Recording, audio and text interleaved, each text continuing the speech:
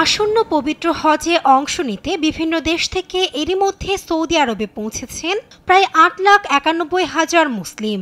বিমানবন্দর, স্থলপথ ও সমুদ্র বন্দর ব্যবহার করে দেশটিতে এখনো পা রাখছেন বিপুল সংখ্যক হজযাত্রী। তবে হজ মৌসুমে ভ্রমণ ভিসা লঙ্ঘন না করতে বারবার সতর্ক করছে সৌদি কর্তৃপক্ষ। প্রতি বছর অনুমতি ছাড়া হজে অংশ নেওয়ার চেষ্টা করে বহু ভ্রমণকারী। এবার যথাযথ অনুমোদন ছাড়াই হজ করা ঠেকাতে নতুন নির্দেশনা জারি করেছে দেশটির স্বরাষ্ট্র মন্ত্রণালয়।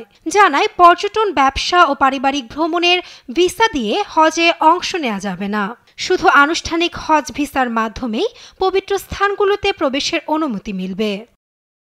কর্তৃপক্ষ বলছে, ৩১ মে থেকে ২৫ জুন সময়কালে হজ ভিসা ছাড়া কেউ মক্কা বা পবিত্র স্থানে প্রবেশ করলে জরিমানা করা হবে ২০,০০০ রিয়াল পর্যন্ত। সেই সঙ্গে নিজ দেশে ফেরত পাঠানো সহ ফের সৌদি প্রবেশে ১০ বছর নিষেধাজ্ঞার সম্মুখীন হতে হবে।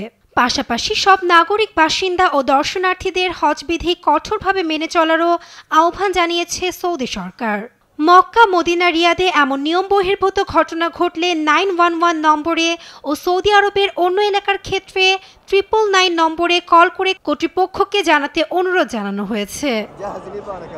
সৌদি গ্যাজেটের তথ্য বলছে, প্রায় 8,46,000 মানুষ আন্তর্জাতিক বিমানবন্দর, 41,646 জন স্থলপথ ও 2,822 জন সমুদ্র বন্দর দিয়ে দেশটিতে প্রবেশ করেছে।